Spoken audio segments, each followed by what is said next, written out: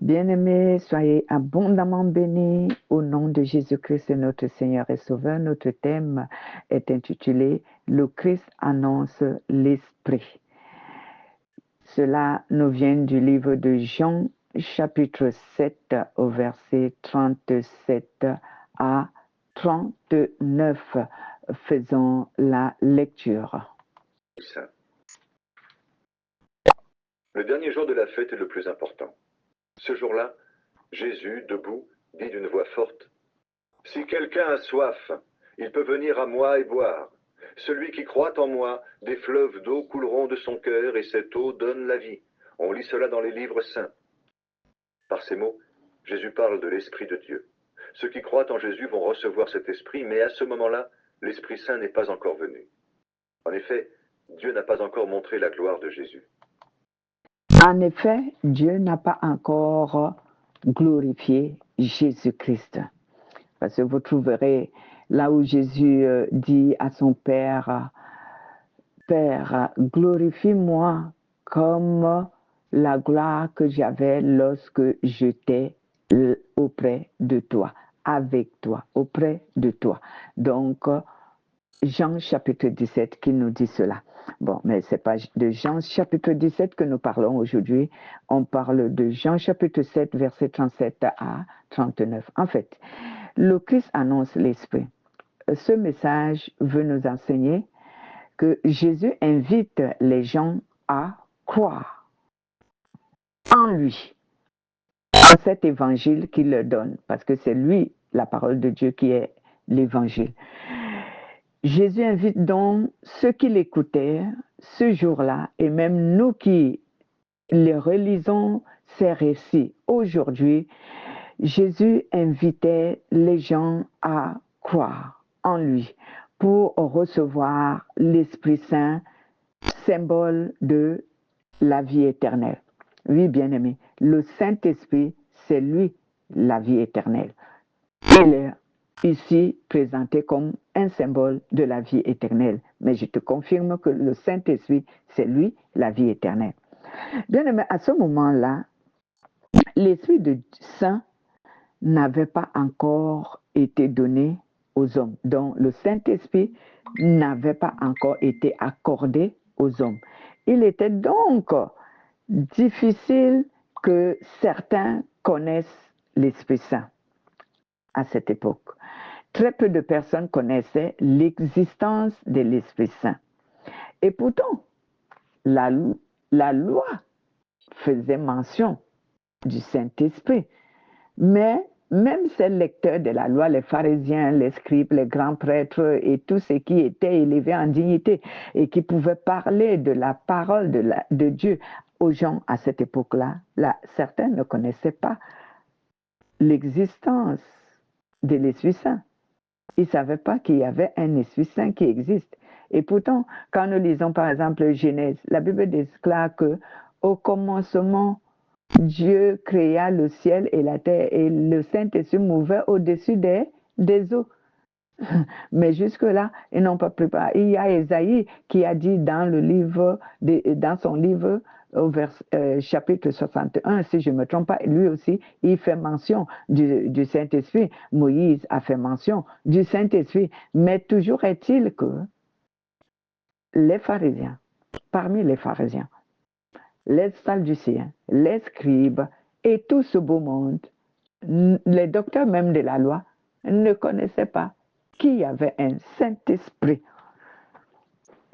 Donc, de nombreuses personnes bien-aimées ne savaient pas qu'il y avait un Saint-Esprit. Et que Jésus, dans son message alors, voulait leur faire connaître qu'il y a un Saint-Esprit. Et ce Saint-Esprit et moi, nous avons une combinaison. Nous sommes la combinaison de ce qui donne la vie éternelle aux hommes. Je vais répéter ma phrase.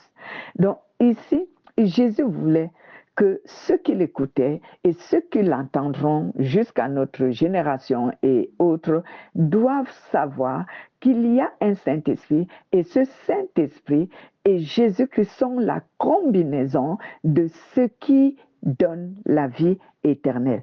parlons d'abord de cet exemple que je venais de donner, que beaucoup parmi les pharisiens et les scribes et tous ceux qui étaient élevés en dignité, grands prêtres et docteurs, la plupart ne savaient pas qu'il existait un Saint-Esprit. Lisons un peu l'exemple sur Nicodème qui va voir Jésus. Nicodème qui va voir Jésus, savait-il qu'il y avait un Saint-Esprit avant de poser de telles questions à Jésus? Écoutons-le. Jésus lui répond, je te le dis, c'est la vérité. Personne ne peut voir le royaume de Dieu s'il ne naît pas de nouveau. Nicodème dit à Jésus, comment est-ce que quelqu'un peut naître quand il est vieux? Est-ce qu'il peut retourner dans le ventre de sa mère et naître une deuxième fois? Jésus répond, je te le dis, c'est la vérité. Personne ne peut entrer dans le royaume de Dieu s'il ne naît pas d'eau et d'esprit. Personne ne peut entrer dans le royaume de Dieu s'il ne naît d'eau et d'esprit. Quand on dit à Nicodème, personne ne peut gagner le royaume de Dieu, cela dit, personne ne peut rencontrer Dieu, personne ne peut vivre la présence de Dieu, personne ne peut connaître la présence de Dieu s'il ne naît d'eau d'esprit. Cela veut dire s'il ne naît pas de nouveau. Et la nouvelle naissance, c'est recevoir l'Esprit de Dieu. La nouvelle naissance, c'est pas la confession de la foi. La nouvelle naissance, c'est recevoir le Saint-Esprit. Et Nicodème ne le savait pas. Quand Jésus dit l'eau et l'esprit, il voulait lui dire qu'il faut que tu reçoives la parole qui donne l'esprit et alors tu recevras l'esprit. Et cette parole qui donne l'esprit, c'est la combinaison de Jésus-Christ et du Saint-Esprit qui donne la vie éternelle. Parce que Jésus est la parole de Dieu et l'esprit de vie qui donne la vie se trouve dans cette parole de Dieu, l'évangile de notre Seigneur Jésus-Christ, comme le témoigne Éphésiens chapitre 1 au verset 13 à 14.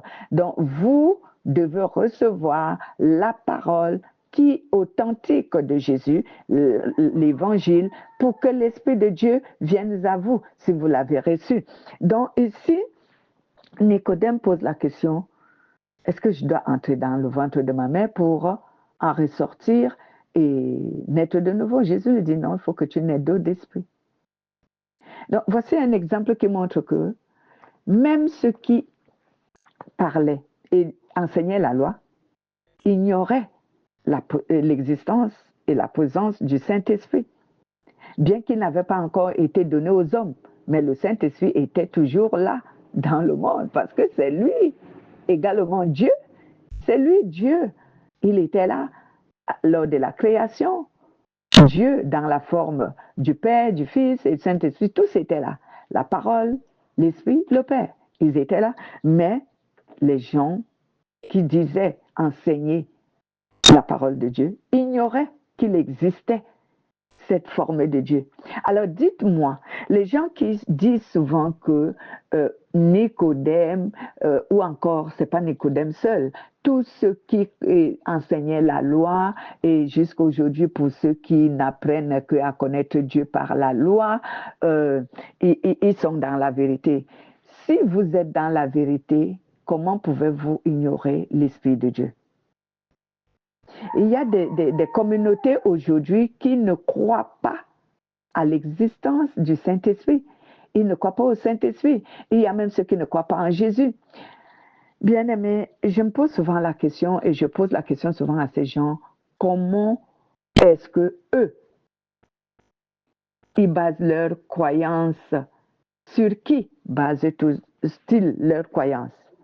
S'ils dissocient le Père du Fils, du Saint-Esprit, comment, sur qui, autant pour moi, ils ont placé leur confiance, leur foi, leur espérance en la vie éternelle? On ne peut pas dissocier le Père du Fils, du Saint-Esprit. Si tu les dissocies, en qui crois-tu? Bien-aimés, même la Bible nous dit que ceux qui croient, parce que lorsque Jésus parle à ces gens-là, parce que Jésus savait, il lisait dans leur cœur que ces gens ne croyaient pas en lui. Et Jésus voulait donc qu'ils sachent que s'ils ne croient pas en lui, ils n'auront pas l'Esprit de Dieu. Que si tu ne crois pas en Jésus, tu n'auras pas l'Esprit de Dieu. Ça, c'est pas négociable, c'est la certitude. Tu ne crois pas en Jésus, tu n'auras pas le Saint-Esprit. Et tu n'as pas le Saint-Esprit, tu n'es pas sauvé. J'entends souvent dire que tous les chrétiens ont le Saint-Esprit. Non, tous les chrétiens n'ont pas le Saint-Esprit. Ils doivent s'examiner parce qu'il y a également des signes qui montrent qu'on a le Saint-Esprit. Je pense que je vais encore enseigner sur ça. Comment savoir que tu as le Saint-Esprit? Quels sont les signes qui t'attestent que tu as le Saint-Esprit? Et dans une église, dans une communauté, qu'est-ce qui peut t'attester que cette communauté a le Saint-Esprit? Que le Saint-Esprit dirige cette communauté. Parce que, bien aimé, je vous assure que par l'inspiration du Saint-Esprit qui m'anime et à la lumière de la parole de Dieu, si un être humain croyant n'a pas l'Esprit de Dieu, qu'il ne croit pas, qu'il ne s'illusionne pas qu'il est sauvé ou qu'il sera sauvé. Peut-être il sera sauvé si jamais plus tard le Saint-Esprit vient en lui. Mais s'il ne l'a pas présentement, qu'il sache qu'il n'est pas sauvé. Et une église, une communauté, une assemblée qui n'est pas dirigée par le Saint-Esprit n'appartient pas à Dieu. Cette communauté n'appartient pas à Dieu. On ne doit pas s'illusionner. Le Saint-Esprit est dans le monde depuis qu'il a été donné. C'est lui qui atteste que nous sommes enfants de Dieu. C'est lui qui atteste que sa présence en nous, bien sûr, sa présence dans notre esprit, c'est ce qui atteste que nous sommes enfants de Dieu. Et sa présence dans une communauté, lorsque une communauté est dirigée par le Saint-Esprit, une église, une communauté, une assemblée, alors cette assemblée appartient à Dieu. Parce que figurez-vous, il y a des églises, des communautés ici dites chrétiennes, dites les églises du Christ qui n'appartiennent pas à Jésus parce qu'elles ne sont pas conduites par le Saint-Esprit. Faites très attention, bien-aimés, où vous mettez vos pieds. Essayons d'écouter ce que Jean nous dit sur 1 Jean, chapitre 1, verset 12. Comment on sait que ici, l'être humain a reçu l'Esprit de Dieu, il est sauvé. Pourtant, certains l'ont reçu, et ils croient en elle. À cela, la parole a donné le pouvoir de devenir enfant de Dieu. À cela, la parole a donné le pouvoir de devenir enfant de Dieu. À ceux qui l'ont reçu et qui ont cru, il faut d'abord recevoir la parole et croire. Et comment ce mécanisme se manifeste spirituellement? Quand tu écoutes la parole de Dieu et que au-dedans, ton homme intérieur est convaincu que la parole que tu as reçue est vraie, tu l'acceptes, alors l'Esprit de Dieu vient en toi. Allez voir les exemples de comment certaines personnes ont reçu le Saint-Esprit lors des prédications des apôtres, telles que Actes des apôtres, chapitre 11, au verset 15, si je ne me trompe pas, et Actes des apôtres, toujours l'histoire de Corneille, chapitre 10, au verset 44 à 45. Vous verrez, il fallait d'abord recevoir la parole. Et recevoir la parole veut dire, cela ne veut pas dire que tu as seulement entendu. Non, mais cela veut dire que la parole t'a convaincu. Donc, il faut... Excusez-moi. Excusez-moi. Il faut recevoir la parole. Ce qui veut dire, j'explique le mécanisme de ce que la Bible appelle à ceux qui l'ont reçu, ceux qui reçoivent. Et il faut d'abord commencer par écouter. Et quand tu écoutes, il faut que la parole convainc ton cœur. Si tu te sens convaincu dans ton cœur que cette parole est vêtue, maintenant tu acceptes cette parole, c'est que Jésus appelle souvent aimer la parole, alors le Saint-Esprit vient en toi. C'est ainsi, c'est le mécanisme spirituel qui se passe dans le cœur de la personne qui a entendu la parole de Dieu. Mais si ce mécanisme ne se produit pas dans ton cœur, tu ne reçois pas l'esprit. Tu ne reçois pas, parce qu'il y a les gens qui écoutent, mais qui ne sont pas convaincus de la parole. Et si tu n'es pas convaincu, voilà déjà qu'il y a une étape que tu n'as pas respectée, donc tu ne reçois pas l'esprit. Spirituellement, c'est comme ça que ça se passe, bien-aimé. Voilà donc pourquoi je disais, tous les chrétiens n'ont pas l'esprit. Oui, la puissance est dans la confession du nom de Jésus. Mais il y a ceux qui confessent de manière superficielle. C'est pourquoi je dis souvent, ceux qui font la prière de la foi, je crois que Jésus-Christ est mon Seigneur et Sauveur. Si tu fais cette prière de manière superficielle, tu ne reçois pas le Saint-Esprit. Voici donc pourquoi la plupart des chrétiens bien-aimés n'ont pas le Saint-Esprit. Et je prie Dieu jour et nuit qu'ils soient enfin touchés dans leur cœur et convaincus pour recevoir le Saint-Esprit. Et je sais que le Seigneur va exaucer cette prière que je fais pour ces gens-là. Je ne les connais pas, mais je le fais tous les jours pour tous ceux qui fréquentent les églises et qui écoutent la parole de Dieu, l'entendent, ne serait-ce que dans des assemblées ou encore sur les plateformes des réseaux sociaux. Parce qu'on ne sait jamais, Dieu peut se servir l'une de ces méthodes pour amener une personne à vraiment croire, à être convaincue. Voici donc, bien-aimé, que Jésus faisait connaître à ceux qui l'écoutaient ici que l'Esprit Saint existe et il est là. Il n'a pas encore été donné aux hommes, il sera donné aux hommes. Et ceux qui croiront en moi obtiendront cet esprit et ils seront sauvés. Et sachez que cet Esprit Saint et moi, nous sommes la combinaison de ce qui donne la vie éternelle aux humains. Prenons l'exemple, qu'est-ce qu'on appelle une combinaison? Une combinaison, c'est l'ensemble des éléments qui donnent un résultat. L'ensemble des éléments qui donnent un résultat vrai, un assemblage vrai. Donc, Jésus-Christ qui est la parole de Dieu et l'Esprit Saint sont la combinaison de ce qui donne la vie éternelle.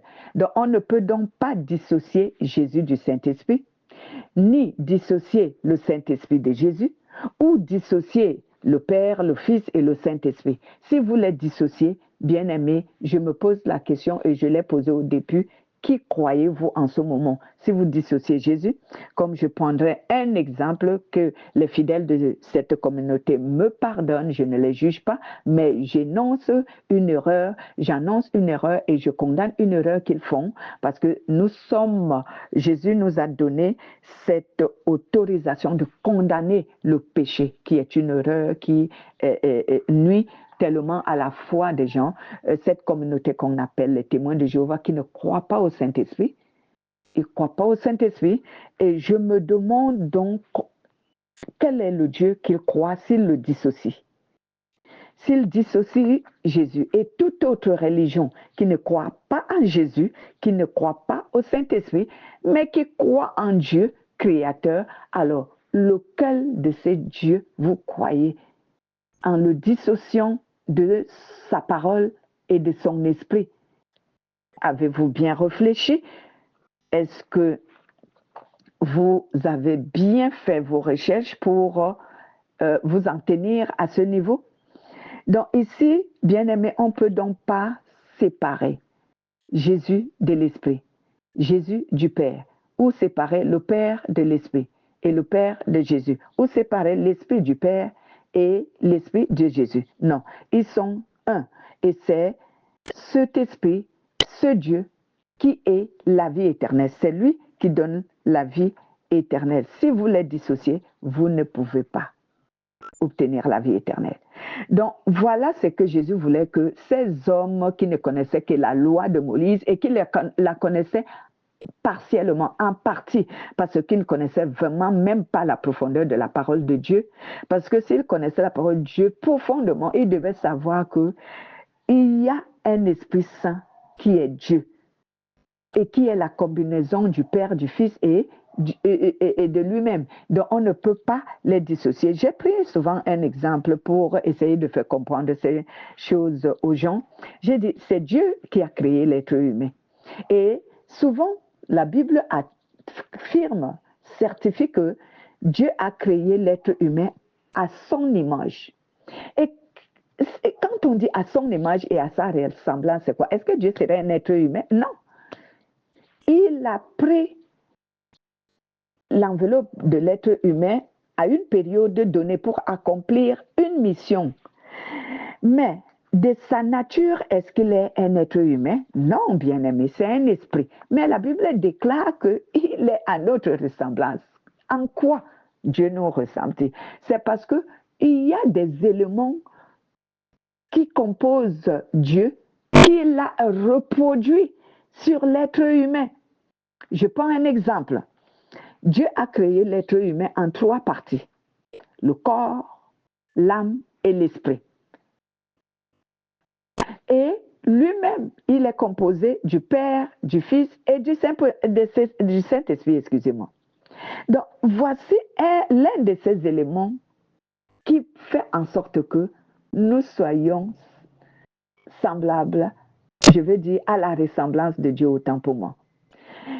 Mais l'élément capital qui fait en sorte que nous soyons à la ressemblance de Dieu à son image, c'est le souffle de vie qu'il a placé en nous. Parce que le souffle de vie, c'est lui-même. Voici donc pourquoi, bien-aimés, il faut croire que Dieu a fait certaines choses pour attirer notre attention et pour que ces choses servent de la véracité de sa parole, que lorsque nous écoutons sa parole, lorsque nous étudions sa parole, nous devons comprendre que ces choses-là sont vraies. Ces éléments qu'il nous donne pour essayer de le connaître, de le comprendre, sont vrais.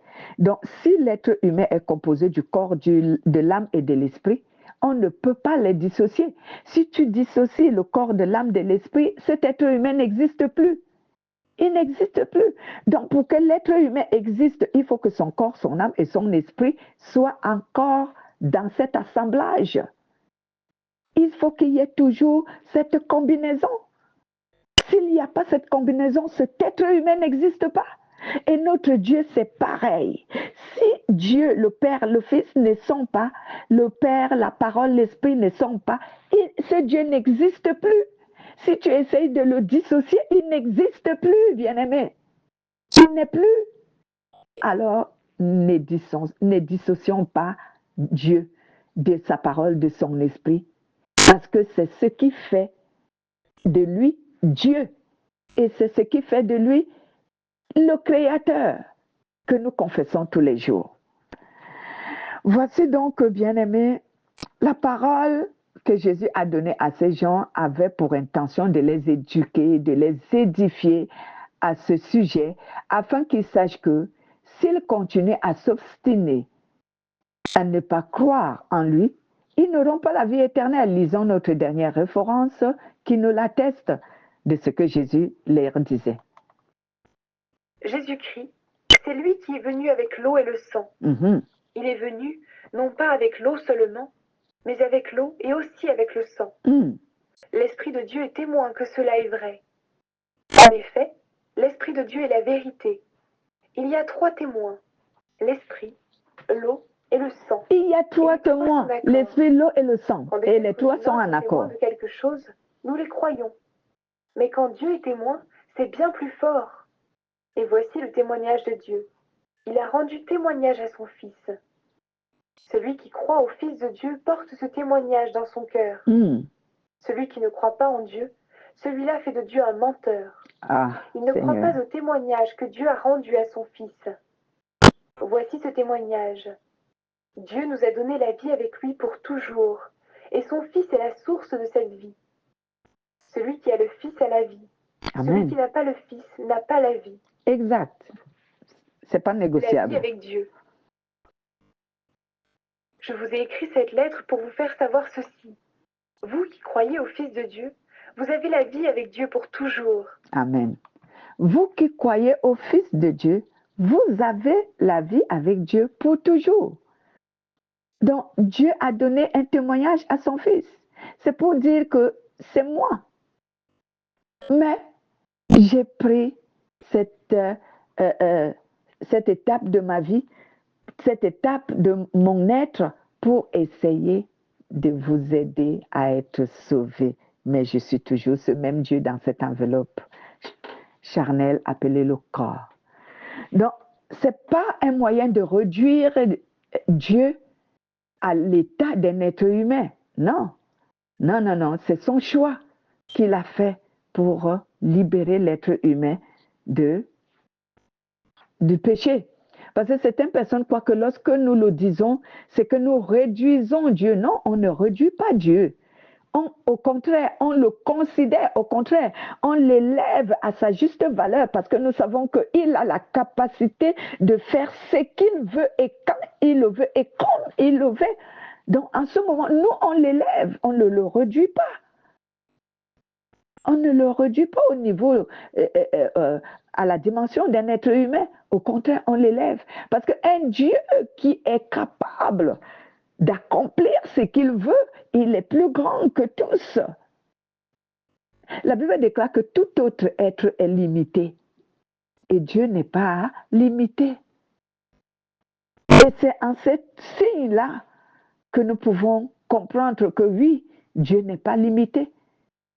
Lorsqu'il décide qu'il reste esprit, il demeure esprit. Lorsqu'il décide qu'il devient un être humain, il le devient quand il veut. Lorsqu'il veut disparaître devant un être, il le fait. Et il a une parole qui guérit l'âme, le corps, l'esprit. Quel est cet autre Dieu qui a la parole qui guérit le corps, l'âme et l'esprit? Il n'y en a pas. Il a la parole qui donne la vie. Quel est cet autre Dieu qui a la parole puissante qui donne la vie? Il n'y en a pas. Il n'y a que lui. Donc nous ne réduisons pas Dieu à la dimension de l'être humain, mais au contraire, nous le valorisons et nous l'élevons pour faire comprendre aux gens que c'est lui le seul et l'unique véritable Dieu. Parce qu'il a le pouvoir d'accomplir ce que les autres ne peuvent pas accomplir, peu importe la puissance que lui-même, Dieu créateur, leur a permis d'avoir. Voici donc notre édification, bien-aimée. Jésus, par ce message, interpellait les êtres humains qui étaient présents lorsqu'il enseignait et ceux qui, à l'avenir, liront cette parole autant pour moi et ou étudieront cette parole doivent connaître que pour être sauvés, pour avoir la vie éternelle, il y a la parole et l'esprit qui sont ici présents qui ont été donnés aux hommes, autant pour moi, dont ils doivent croire pour être sauvés. Et on ne peut pas les dissocier. Tu as Jésus tout seul, cela veut dire la parole tout seul sans l'esprit, tu ne seras pas sauvé. Et d'ailleurs, de quelle parole parle-t-on si cette parole n'a pas l'esprit? Si la parole n'a pas l'esprit, de quelle parole parle-t-on? Donc on parle maintenant d'une œuvre charnelle.